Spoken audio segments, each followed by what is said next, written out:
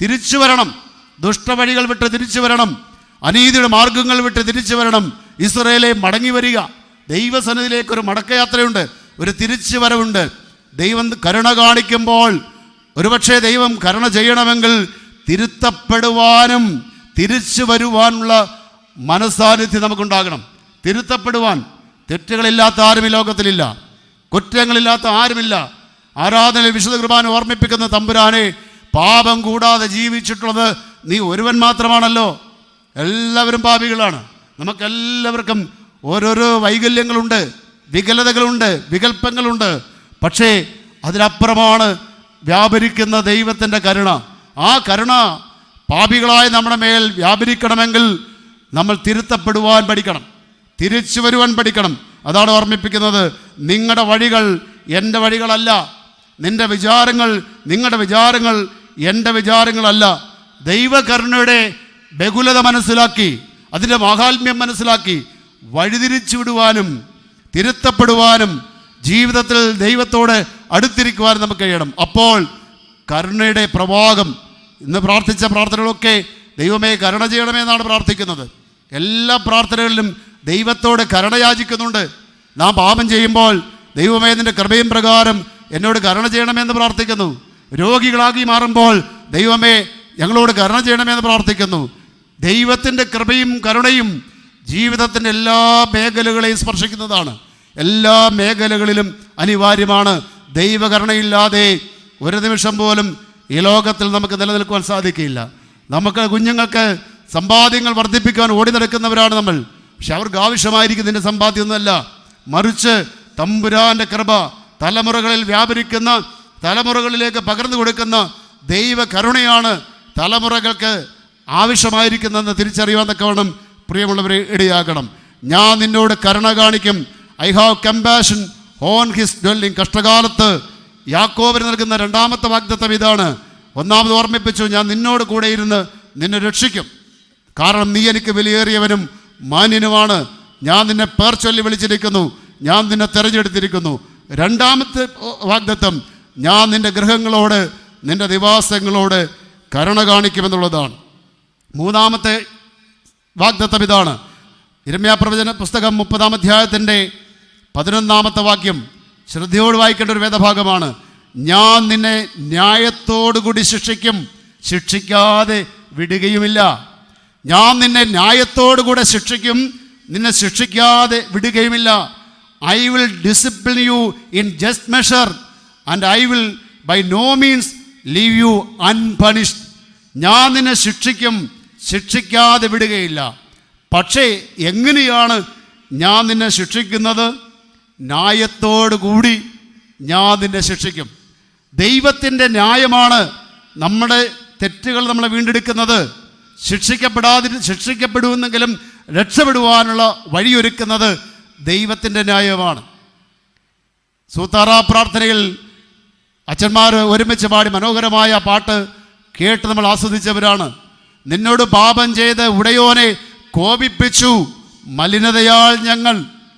നിന്നോട് പാപം ചെയ്ത് തമ്പുരാനെ നിന്നെ കോപിപ്പിച്ചു മലിനത കൊണ്ട് നിന്നോട് പാപം ചെയ്ത് നിന്നെ കോപിപ്പിച്ചവരാണ് ഞങ്ങൾ. നീതി വാളൂരുന്നെങ്കിൽ എന്തായിരിക്കും ഞങ്ങളുടെ സ്ഥിതി? നീതി വാളൂരുന്നെങ്കിൽ എന്തായിരിക്കും ഞങ്ങളുടെ സ്ഥിതി? നിന്റെ കൃപയിൽ മാത്രമാണ് ഞങ്ങൾ ആശ്രയിക്കുന്നത്. കാലം തീരാറായി പോകുന്നു, പക്ഷേ ഞങ്ങളുടെ അന്ത്യം നിന്റെ കരുണയിലായിത്തീരണം, നിന്റെ ആർദ്രതയിലായിത്തീരണം. നീതി വാളൂരുന്നെങ്കിൽ ആർക്ക് രക്ഷപ്പെടുവാൻ സാധിക്കും? കുറ്റം, ശിക്ഷ, രക്ഷ. ഒരു കുറ്റത്തിനും, എല്ലാ കുറ്റങ്ങൾക്കും ശിക്ഷയുണ്ട്. എല്ലാ ശിക്ഷകളിലും ഒരു രക്ഷ ഒളിഞ്ഞു കിടക്കുന്നുണ്ട്. അത് ദൈവത്തിൻ്റെ ന്യായമാണ്. ദൈവമക്കളുടെ ജീവിതത്തിൽ കുറവുകളുണ്ട്, ബലഹീനതകളുണ്ട്, തെറ്റുകളുണ്ട്, ഒപ്പം ശിക്ഷയുമുണ്ട്.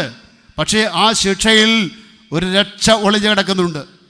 ഏദൻ തോട്ടത്തിൽ പാപം ചെയ്ത ആദമിനെയും ഹവ്വയെയും ആട്ടിപ്പുറത്താക്കി ക്രൂബന്മാരെ തിരിയുന്ന വാളിൻ്റെ വായ്ത്തലയാൽ പർദീസ കാവൽ ചെയ്യുവാൻ തക്കവിടെ നിർത്തുമ്പോൾ അത് കഠിനമായ തൻ്റെ സ്നേഹനിധിയായ സൃഷ്ടിയെ പുറത്താക്കുന്നത് കഠിനമായ ഒരു പ്രവൃത്തിയല്ലേ എന്ന് ചിന്തിക്കാൻ സാധ്യതയുണ്ട്.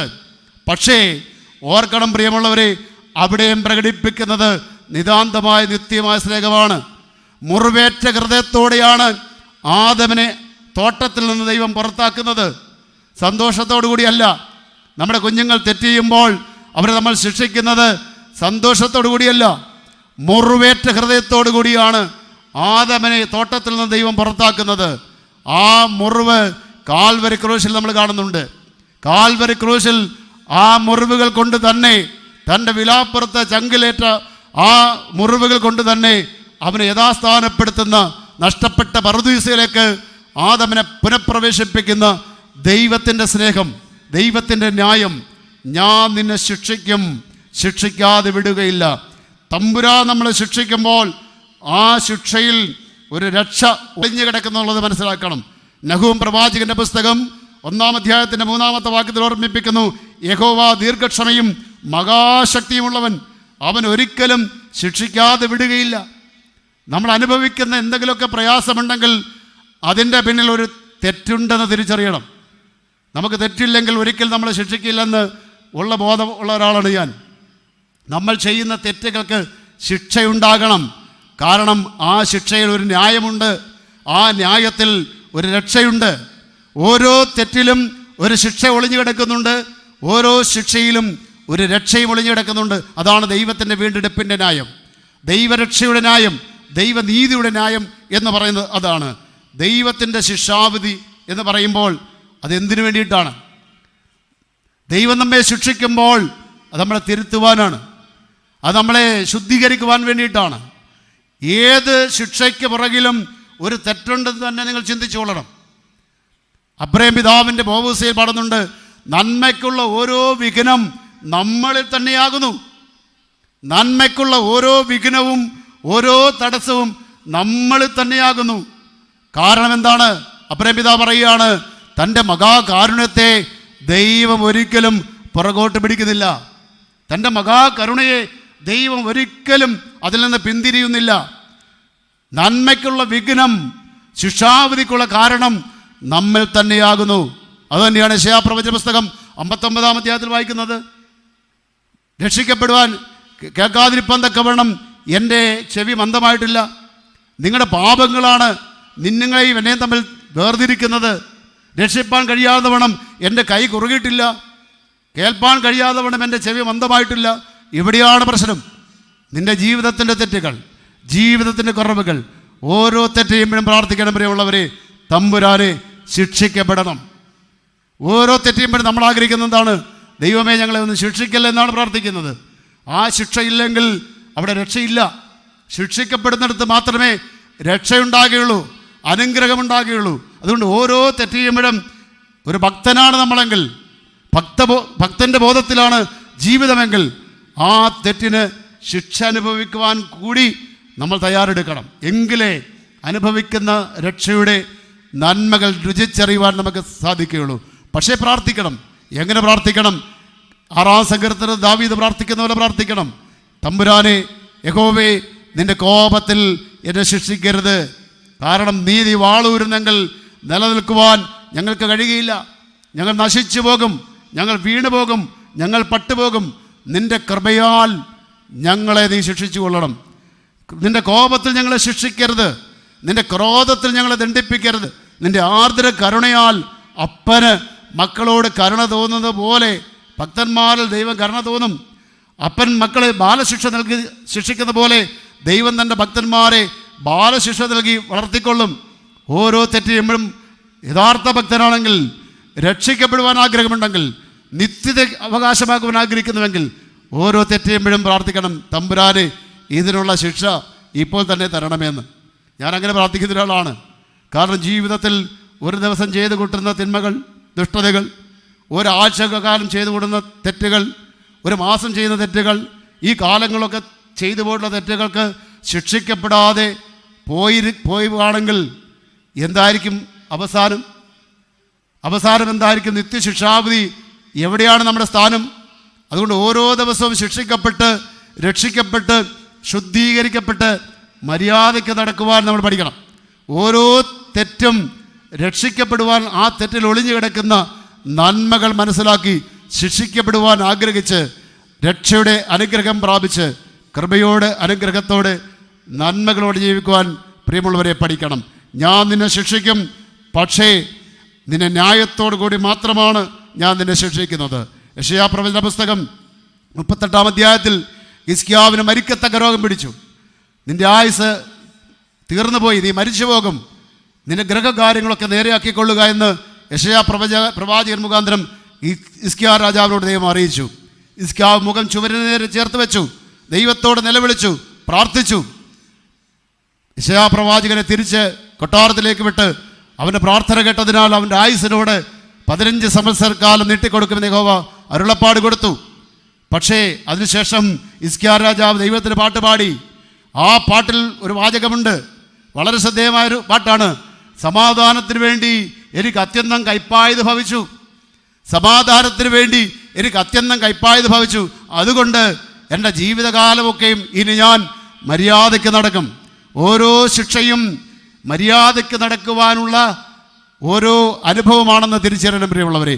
ദൈവത്തിൻ്റെ ക്രോധാഗ്നിക്ക്, ദൈവത്തിൻ്റെ കോപാഗ്നിക്ക് പാത്രമാകാതെ ദൈവത്തിൻ്റെ കരുണയ്ക്ക് ഓരോ നിമിഷം വിധേയപ്പെട്ട് ശിക്ഷിക്കപ്പെട്ട് രക്ഷിക്കപ്പെട്ട് സ്ഫുടം ചെയ്യപ്പെട്ട് അനുഗ്രഹപാത്രമായി മുന്നേറുന്നത് ദൈവമക്കളുടെ ഭാഗ്യമാണെന്ന് തിരിച്ചറിയാൻ തക്കവണ്ണം മൂന്നാമതായിട്ട് നമുക്കിടയാകട്ടെ. ഞാൻ നിന്നെ ശിക്ഷിക്കും, നിന്നെ ശിക്ഷിക്കാതെ വിടുകയില്ല, പക്ഷേ ആ ശിക്ഷയിൽ കൂടി ഞാൻ നിന്നെ രക്ഷിക്കുകയും ചെയ്യുമെന്ന് സൈന്യങ്ങളുടെ യഹോവയുടെ അരുളപ്പാട്. 4-ാമത്തെ വാഗ്ദത്തം ഇതാണ്. 30-ാം അധ്യായത്തിൻ്റെ 12-ാമത്തെ വാക്യവും 17-ാമത്തെ വാക്യവും കൂട്ടിച്ചേർത്ത് വായിക്കണം. യഹോവ ഇപ്രകാരം അരുളി ചെയ്യുന്നു, നിന്റെ പരുക്ക് മാറാത്തതും നിന്റെ മുറിവ് വിഷമമുള്ളതുമാകുന്നു. നിന്റെ വ്യവഹാരം നടത്തുവാൻ ആരുമില്ല, നിന്റെ മുറിവിനിടുവാൻ മരുന്നും കുഴമ്പുമില്ല. നിന്റെ സ്നേഹിതന്മാരൊക്കെയും നിന്നെ മറന്നിരിക്കുന്നു. പ്രവാചകൻ ഓർമ്മിപ്പിക്കുകയാണ്, യഹോവ ഇപ്രകാരം അരുളി ചെയ്യുന്നു, നിന്റെ പരുക്ക് മാറാത്തതും നിന്റെ മുറിവ് വിഷമമുള്ളതുമാണ്. 17-ാമത്തെ വാക്യത്തിൽ വായിക്കുകയാണ്, ഞാൻ നിന്റെ മുറിവുകളെ പൊറുപ്പിച്ച് നിനക്ക് ആരോഗ്യം വരുത്തും. I will heal your wounds. ഞാൻ നിന്റെ മുറിവുകളെ പൊറുപ്പിച്ച് നിനക്ക് ആരോഗ്യം വരുത്തും. നിന്റെ മുറിവുകൾക്ക് ഞാൻ സൗഖ്യം വരും. Your pain is incurable. ചികിത്സിച്ച് ഭേദമാക്കുവാൻ പറ്റാത്ത വേദനകളും പ്രയാസങ്ങളുമാണ് നീ അനുഭവിക്കുന്നത്. അത് വളരെ ആഴമുള്ളതാണ്, വളരെ പ്രശ്നമുള്ളതാണ്. പക്ഷേ ഞാൻ നിൻ്റെ മുറിവുകളെ കെട്ടും. നീ എനിക്കുള്ളവനാണ്. ഞാൻ നിൻ്റെ മുറിവുകളെ കെട്ടും, നിൻ്റെ ശരീരത്തിന് ആരോഗ്യം വരുത്തും. യെശയ്യാ പ്രവചന പുസ്തകം 1-ാം അധ്യായത്തിൽ ആകാശമേ കേൾക്കുക, ഭൂമിയെ ചെവി തരിക. കാള തൻ്റെ ഉടയവനെ അറിയുന്നു, കഴുത തൻ്റെ പുൽത്തൊട്ടി അറിയുന്നു, എൻ്റെ ജനം അറിയുന്നില്ല. ശരീരം മുഴുവനും മുറിവാണ്, തല മുഴുവനും മുറിവാണ്, വെച്ച് കെട്ടിട്ടില്ല, തൈലം പകർന്നിട്ടില്ല, ഇങ്ങനെ ഒരു ജാതി. പക്ഷേ ഇവിടെ യാക്കോബിനോട് പറയുകയാണ്, നീ എനിക്കുള്ളവൻ, നിൻ്റെ മുറിവുകൾ വിഷമമുള്ളതാണ്, നിൻ്റെ പരുക്കുകൾ വളരെ വലുതാണ്. എങ്കിലും നിനക്ക് മുറിവിന് കുഴമ്പ് വെച്ച് കെട്ടിയിട്ടില്ല, മരുന്ന് പകർന്നിട്ടില്ല, നിന്റെ സ്നേഹിതന്മാർ നിന്നെ മറന്നിരിക്കുന്നു. പക്ഷേ അവിടെ ഞാൻ നിൻ്റെ സ്നേഹിതനായി അടുത്ത് വന്ന് നിൻ്റെ മുറിവുകൾ കെട്ടും, നിൻ്റെ മുറിവുകൾക്ക് ശമനം വരുത്തും, നിനക്ക് ആരോഗ്യം വരുത്തുന്നതിനും ഐ വിൽ ഹീൽ യുവർ വൂണ്ട്സ്. നിൻ്റെ മുറിവുകളെ ഞാൻ വെച്ച് കെട്ടും. ദൈവം ശിക്ഷിക്കുമ്പോൾ മുറിവുകളുണ്ടാകും. ജീവിതത്തിൽ അല്ലാതെ മുറിവുകളുണ്ടാകും, പലവിധ മുറിവുകളുണ്ടാകും. പലപ്പോഴും നമ്മുടെ ജീവിതത്തിൽ ഉണ്ടാകുന്ന മുറിവുകൾ അത് നിത്യവ്രണമായി മാറുകയാണ് ചെയ്യുന്നത്. നമ്മുടെ മുറിവുകൾ തോരാത്ത ഉണങ്ങാത്ത മുറിവുകൾ, മരുന്ന് വെച്ച് കെട്ടാൻ പറ്റാത്ത മുറിവുകൾ, സ്നേഹിതർ മറന്നു പോകുന്ന മുറിവുകൾ, അപകീർത്തിപ്പെടുത്തുന്ന മുറിവുകൾ, ഒരുപാട് മുറിവുകൾ ഈ കാലഘട്ടത്തിൽ അനുഭവിക്കുന്ന ഒരു ജീവിതമാണ് നമ്മുടേത്. കോവിഡിൻ്റെ മഹാമാരി തിരുമേനി ഓർമ്മിപ്പിച്ചതുപോലെ 50,000-ൽ പരം ആളുകൾ കേരളത്തിൽ കടന്നുപോയി. കോവിഡിൻ്റെ ആഫ്റ്റർ എഫക്റ്റ് നമ്മുടെ ശരീരത്തിൽ ബലഹീനതകളുണ്ടാക്കി, പ്രശ്നങ്ങളുണ്ടാക്കി, പരിഹരിക്കപ്പെടാൻ പറ്റാത്ത വേദന ഉണ്ടാക്കി. എത്രയോ പ്രിയപ്പെട്ടവർ, വാത്സല്യമുള്ളവർ, സ്നേഹമുള്ളവർ, സുഹൃത്തുക്കൾ, സഹപാഠികൾ നമ്മുടെ സമൂഹത്തിൽ നിന്ന് വിട്ടുപോയി.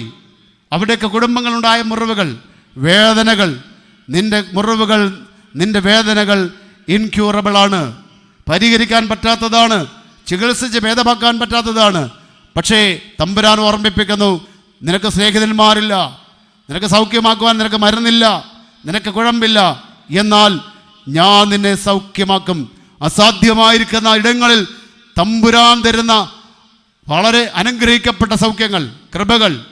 കർത്താവിൻ്റെ ശുശ്രൂഷയിൽ, പരിശുശ്രൂഷയിൽ ഇങ്ങനെയുള്ള അനേക കഥാപാത്രങ്ങൾ നമ്മൾ കാണുന്നുണ്ട്. 38 സംവത്സരക്കാലം കൊളക്കരയിൽ കിടന്ന, ബെഥസ്ദ കൊളക്കരയിൽ കിടന്നവൻ്റെ അടുക്കലേക്ക് വരുന്ന കർത്താവ്, അവൻ്റെ മുറിവുകൾ പരിതാപകരമായ മുറിവുകളാണ്.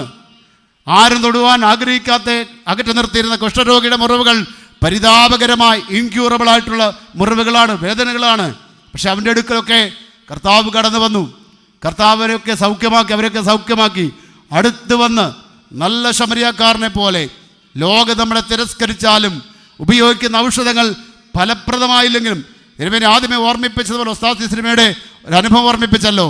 ലോകം നമ്മളെ പരിത്യജിച്ചാലും, മരുന്നുകൾ ഫലിക്കാതെ വന്നാലും, ഡോക്ടർ ആശുപത്രിയിൽ നമ്മൾ പുറന്തള്ളപ്പെട്ടാലും, ശമരിയാക്കാരൻ, നല്ല ശമരിയാക്കാരനെ പോലെ അടുത്ത് വന്ന് തൈലവും വീഞ്ഞും പകർന്നു തരുന്ന യഥാർത്ഥ മുറിവേറ്റ് കിടന്നവന് പകർന്നു കൊടുക്കുമ്പോൾ, അളന്നു കൊടുക്കുകയല്ല ചെയ്യുന്നത്, പകർന്നു കൊടുക്കുമ്പോൾ, അളവില്ലാതെ പകർന്നു കൊടുക്കുമ്പോൾ ആ ശമരിയക്കാരൻ ക്രിസ്തുവായി മാറുകയാണ്.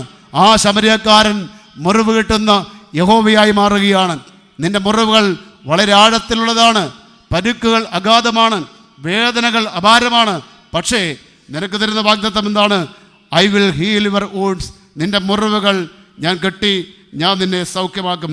തമ്പുരാൻ നമ്മുടെ മുറിവുകൾ കെട്ടിയില്ലായിരുന്നുവെങ്കിൽ, ഒരു നിമിഷം ഒന്ന് ആലോചിച്ച് നോക്കണം. ലോകം നമ്മളെ പരിത്യജിച്ചു, ലോകം നമ്മളെ ആക്ഷേപിച്ച് മുറിവേൽപ്പിച്ചു, ഒരുപാട് നഷ്ടങ്ങളും കഷ്ടങ്ങളും നമ്മുടെ ജീവിതത്തിലുണ്ടായി, വേദനകളുണ്ടായി. ഈ മുറിവുകൾക്ക് സൗഖ്യം ലോകം തന്നതല്ല. ഈ മുറിവുകൾക്ക് സൗഖ്യം സ്നേഹനിധിയായ നല്ല ശമരിയക്കാരനായ തമ്പുരാൻ തന്നതാണ്. ഈ ശമരിയക്കാരൻ നമ്മുടെ മുറിവുകളെ വെച്ചുകെട്ടിയില്ലായിരുന്നുവെങ്കിൽ, ഞാൻ ഈ ചോദിക്കുന്നത് ഒരു ചോദ്യചിഹ്നമായി തന്നെ നിങ്ങൾ മനസ്സിലിരിക്കട്ടെ. ഈ നല്ല ശമരിയക്കാരൻ നമ്മുടെ മുറിവുകളെ വച്ചുകെട്ടിയില്ലായിരുന്നുവെങ്കിൽ എന്ത് സംഭവിക്കും? സെപ്റ്റിക് ആകും, ചീഞ്ഞു നാറും, വ്രണങ്ങൾ വലുതാകും, മറ്റുള്ളവർക്ക് അസഹ്യമാകും നമ്മുടെ ജീവിതം, നമുക്ക് തന്നെ ദുരന്തമാകും നമ്മുടെ ജീവിതം. നമ്മുടെ ജീവിതത്തിലെ മുറിവുകളെ കെട്ടി സൗഖ്യത്തോടെ നിർത്തുന്ന ദൈവത്തിന് നന്ദി ചെയ്യണം. എൻ മനമേ യഹോവയെ വാഴ്ത്തുക, എൻ്റെ സർവാന്തരംഗമേ അവൻ്റെ വിശുദ്ധ നാമത്തെ വാഴ്ത്തുക. അവൻ്റെ ഉപകാരങ്ങളൊന്നും മറക്കരുതെന്ന് 103-ാം സങ്കീർത്തനത്തിൽ വായിക്കുമ്പോൾ താഴോട്ടുള്ള ഭാഗങ്ങൾ നമ്മൾ വിട്ടുപോകുന്നു. എന്താണ്? അവൻ നിൻ്റെ പാപങ്ങളെ മോചിച്ചു തന്നിരിക്കുന്നു. നിൻ്റെ മുറിവുകളൊക്കെ അവൻ വെച്ച് കെട്ടി തന്നിക്കുകയാണ്. നിൻ്റെ മുറിവുകൾ ഏത് മേഖലകളിലായാലും നീ അനുഭവിക്കുന്ന മുറിവുകൾ അത് വെച്ച് കെട്ടി തന്ന ഒരു നല്ല ശമരിയക്കാരൻ കൂടെയുണ്ട്. ആ ശമരിയക്കാരനാണ് യഥാർത്ഥ സ്നേഹിതൻ, അവനാണ് യഥാർത്ഥ വൈദ്യൻ. അവൻ തരുന്ന സമാധാനവും സന്തോഷമാണ് നമുക്ക് അനുഭവിക്കുവാൻ പറ്റുന്നത്. അവൻ നിൻ്റെ മുറിവുകളെ വച്ചു കെട്ടിയില്ലായിരുന്നുവെങ്കിൽ, അവൻ നിൻ്റെ ഗ്രഹത്തോടെ കരുണ കാണിച്ചില്ലായിരുന്നുവെങ്കിൽ, അവൻ നിന്നോട് നന്മ ചെയ്തില്ലായിരുന്നുവെങ്കിൽ എന്തായിരിക്കും നിൻ്റെ അവസ്ഥയെന്ന് ഒരു നിമിഷം നീ ചിന്തിച്ചു കൊള്ളണം. എന്തെല്ലാം നന്മകൾ ജീവിതത്തിൻ്റെ കഷ്ടകാലങ്ങളിൽ, ജീവിതത്തിൻ്റെ പ്രതിസന്ധികൾ ദൈവത്തെ രുചിച്ചറിഞ്ഞിട്ടുള്ളവരാണ് നമ്മൾ.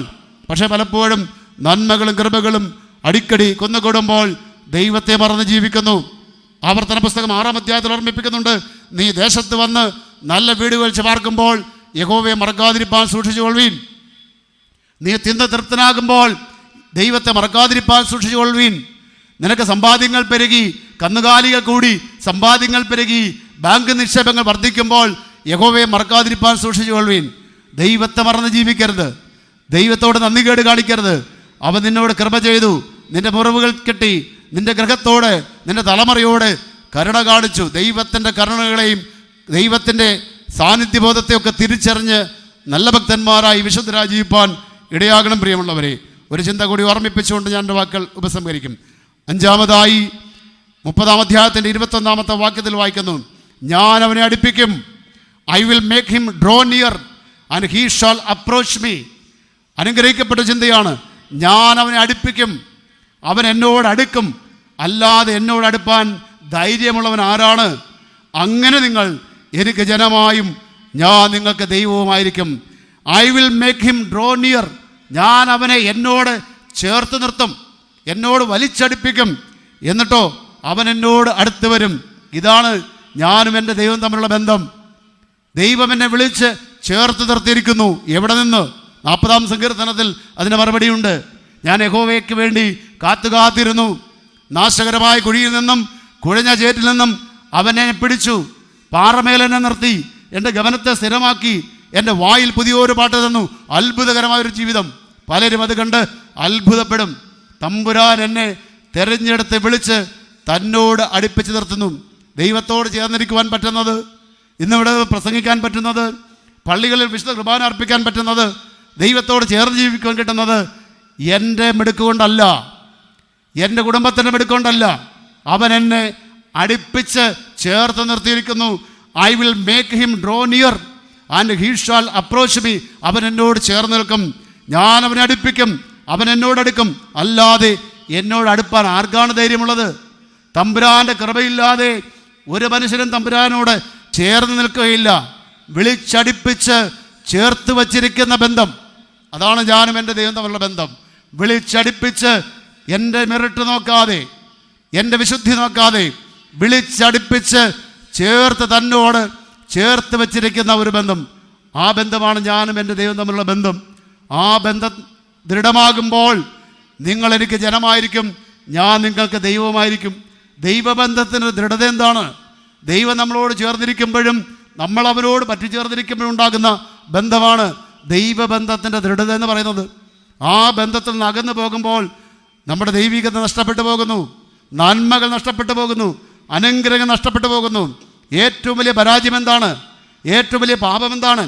മനുഷ്യൻ ദൈവത്തോട് അകന്നു പോകുന്നതാണ് ഏറ്റവും വലിയ പാപം. ഏത് കാരണം കൊണ്ടായാലും, പണം കൊണ്ടായാലും, ബുദ്ധി കൊണ്ടായാലും, ധാർഷ്ട്യം കൊണ്ടായാലും, അഹങ്കാരം കൊണ്ടായാലും തമ്പുരാനിൽ അകന്നു പോകുന്നത് അപകടമാണ്. തിരിച്ചറിയണം. അവനോട് പറ്റിച്ചേർന്ന് നിൽക്കുന്ന ആത്മീയ അനുഗ്രഹം, ഞാൻ അവനെ വലിച്ച് അടുപ്പിച്ച് എന്നോട് ചേർത്ത് നിർത്തും, അവൻ എന്നോട് പറ്റിച്ചേരും. തമ്പുരാനുമായിട്ടുള്ള ബന്ധം ദൃഢമായിരിക്കണം പ്രിയമുള്ളവരെ. അവിടെ നിങ്ങൾ എൻ്റെ ജനമായിരിക്കും, ഞാൻ നിങ്ങൾക്ക് ദൈവവുമായിരിക്കും. ദൈവം ദൈവമായിരിക്കുന്ന അവസ്ഥ, നമ്മൾ അവൻ്റെ ജനമായിരിക്കുന്ന അവസ്ഥ, അത് ഭാഗ്യമുള്ള അവസ്ഥയാണ്.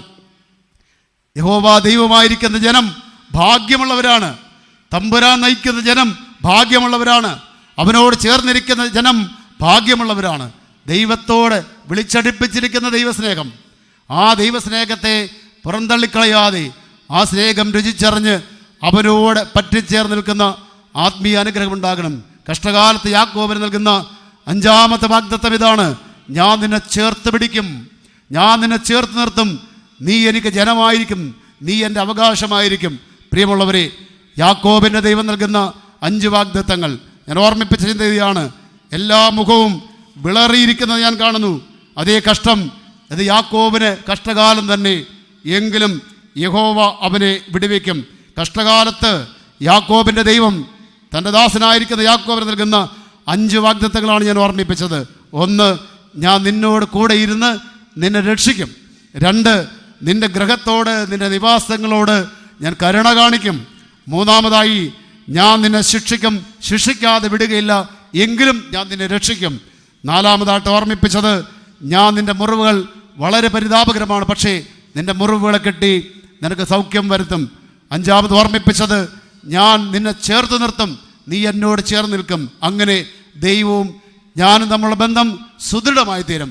ഏത് പ്രതിസന്ധികൾ കടന്നു പോട്ടെ, ഏത് രോഗങ്ങൾ വന്നുകൊള്ളട്ടെ, തമ്പുരാൻ കൂടെ ഇരിക്കുമ്പോൾ കൂരിന് താഴ്വരയിൽ കൂടി നടന്നാലും ഞാനൊരു അനർത്ഥവും ഭയപ്പെടുകയില്ല. ദൈവത്തെ ജീവിതത്തോട് ചേർത്ത് വെച്ച് അനുഗ്രഹം പ്രാപിപ്പാൻ, ദൈവത്തിൻ്റെ കരുണകൾ സ്വീകരിച്ച് അനുഗ്രഹങ്ങൾ കൃപയോടെ ധൈര്യത്തോടെ ജീവിതത്തെ നയിക്കുവാൻ, അവൻ്റെ ശിക്ഷയ്ക്ക് തിരിഞ്ഞു നിൽക്കാതെ അവൻ്റെ ശിക്ഷകൾ പ്രാർത്ഥനാപൂർവ്വം ഏറ്റുവാങ്ങുവാൻ, അവൻ മുറിവുകൾ കിട്ടുമ്പോൾ നമ്മെ തമ്മെ വിധേയപ്പെടുത്തി കൊടുക്കുവാൻ, അവൻ ചേർത്ത് നിർത്തുമ്പോൾ ചേർന്ന് നിൽക്കുവാൻ പ്രിയമുള്ളവരെ നമുക്ക് കഴിഞ്ഞാൽ എല്ലാ പ്രതിസന്ധിയും കടന്നു പോകും, എല്ലാ രോഗങ്ങളും കടന്നു പോകും, എല്ലാ പ്രശ്നങ്ങളും അസ്തമിക്കും.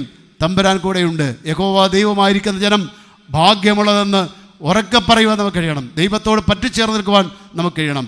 നമ്മുടെ വേദനകളെ സൗഖ്യമാക്കുന്ന, തലമുറകളോട് കരുണ കാണിക്കുന്ന, ജീവിതത്തോട് ചേർന്ന് നിൽക്കുന്ന, ദൈവത്തിന് നന്ദി അർപ്പിച്ച നന്ദിയുള്ളവരായി അനുഗ്രഹിക്കപ്പെട്ടവരായി തീരുവാൻ ഈ കാലങ്ങളിലും തമ്പുരാൻ നമ്മളെ സഹായിക്കണം പ്രാർത്ഥിക്കുന്നു.